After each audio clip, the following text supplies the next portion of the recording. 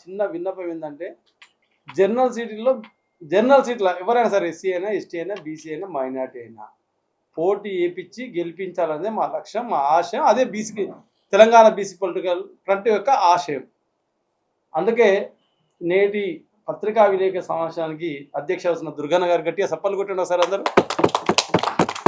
మన ముఖ్య అతిథి బాలాజీ అవడం గట్టి కొట్టాలి మీరు. నాకు వినపడతలే, ముఖ్యమంత్రికి వినపడుతుంది అబ్బా.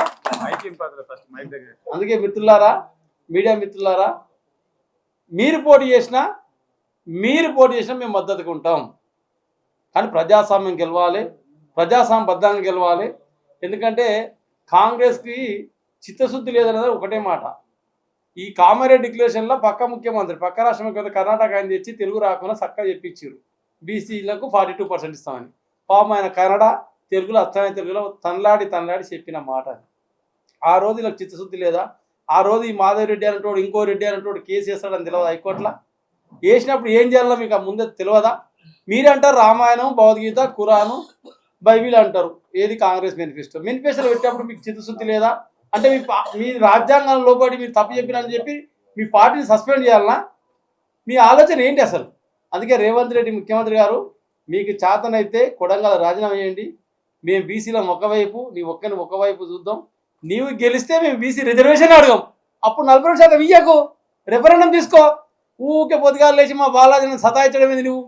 నువ్వు కామారెడ్డి పోతాం, ఏడి పోతాం, రోజు ప్రెస్ మీట్లు పెట్టాలా, ధర్నాలు చేయాలి. నిన్న అంబేద్కర్ శాస్త్రి దగ్గర భారత రాజ్యాంగ నిర్మాత అంబేద్కర్ రచించినటువంటి రాజ్యాంగం నిన్న అమలు వచ్చిన రోజైనా కూడా చేసినాం. అయినా నీకు చెల్లనం వస్తలేదు. నీకు చెల్ల రావాలంటే ఏం చేయాలి? కొడంగల్కి రాజీనామా చేయి. ఇంక లేకుంటే ఒకటే రెఫరెండం. కొడంగల్ నీవు జనరల్ సీట్లో ఒక్క సీట్ నువ్వు గెలిపియవు, మేము బీసీలో ఇంక గెలిపిస్తాం. మరి నువ్వు రెఫరెండం కనరా? నువ్వు ఏది అనకుండా ఆ పోలీసులను పెట్టుకొని సెక్రటరియట్ ఆ కంట్రోల్ రూమ్కు పరిమితం అయ్యి హెలికాప్టర్ ఎక్కి కాదు, ప్రజలకు రా.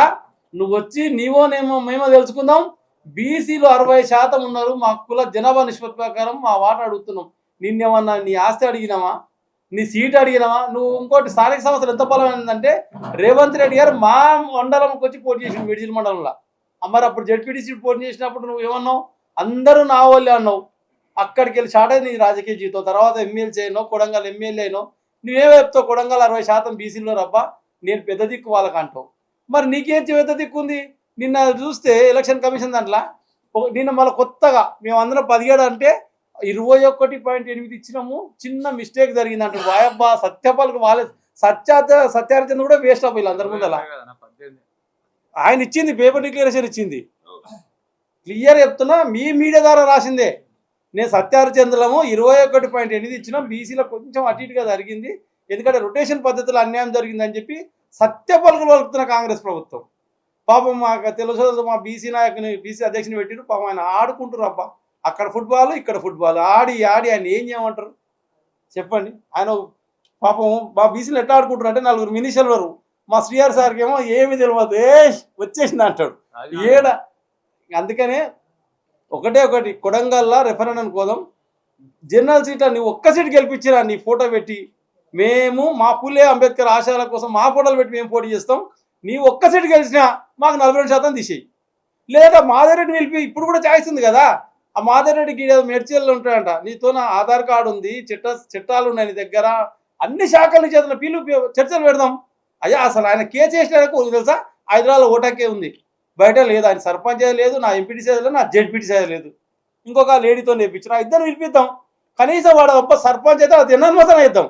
వానికి ఆడ ఓటు లేదు, ఉన్న ఓటు కాడ ఎలక్షన్ లేదు. అందుకే రేవంత్ రెడ్డి గారు సర్కారే బాధ్యత వహిస్తూ నీవు ఇంకా మళ్ళా మిడ్జిల్కే జెడ్పీటీసీకి రావాల్సిందిగా మేము బీసీ పొలిటికల్ ఫ్రంట్ డిమాండ్ చేస్తున్నాం. నువ్వు ఏడన్నా పోటీ చేయి చూద్దాం, లేదా కొడంగల్ ఎమ్మెల్యేకి చేయి. ఒకటి రెఫరెండం బీసీ పొలిటికల్ ఫ్రంట్ తరఫున బీసీ జాక్ కన్వీనర్ చెప్తున్నాం. నీవు రాజీనామా చేసి బై ఎలక్షన్కి రా. 42% ఉన్న మేము అవసరం ఉన్న బీసీలు గెలుస్తావా, లేడు నువ్వే గెలుస్తావా తెలుసుకుందాం. మా అన్న బాలాజీని నివడతా, లేకుంటే మేమే నివడతాం. ఏదో ఒకటి తెలుసుకుందాం పా. రోడ్డు మీద మా కుటుంబాలు 60% ఉన్నాయి. ఇంటికి 1000 రూపాయలు ఇస్తారు బిడ్డ. నీతో 1000 రూపాయలు తీసుకుంటారు, మాత్రం 1000 రూపాయలు ఇచ్చి ఓటేస్తారు. అది మైండ్లో పెట్టుకో. అందుకనే బీసీ పొలిటికల్ ఫ్రంట్ తరఫున ఒకటే డిమాండ్ చేస్తున్నాం. జనరల్ సీట్లు అందరూ పోటీ చేయండి. జడ్చర్ల నియోజకవర్గంలో ఎవరు పోటీ చేసినా ఏది నామినేషన్ ఫీజు జడ్చర్ల మా చిన్నపా ఉంటాడు శ్రీనివాస్ గౌడ్, ఆయన ఇస్తాడు, మీరు తీసుకోండి. నామినేషన్ అయిన కానీ ఓసీల కాడ మనమే బీసీలమే గెలవాలి అని తెలియజేస్తున్నాం. శ్రీనివాస్ గౌడ్ లాస్ట్ ఆయన మేము మా ఆయన టీచరు బ్రాడ్ మైండ్ ఉన్నాం. మా ఇంట్లో ఎస్సీని చేసుకున్నాము, ఎస్టీని చేసుకున్నాము, బీసీని చేసుకున్నాం, మేము గౌడ్లను కూడా వేసుకున్నాం. మేము అట్లా పూలే అంబేద్కర్ ఆలోచన గల వ్యక్తులం మేము. Thank you.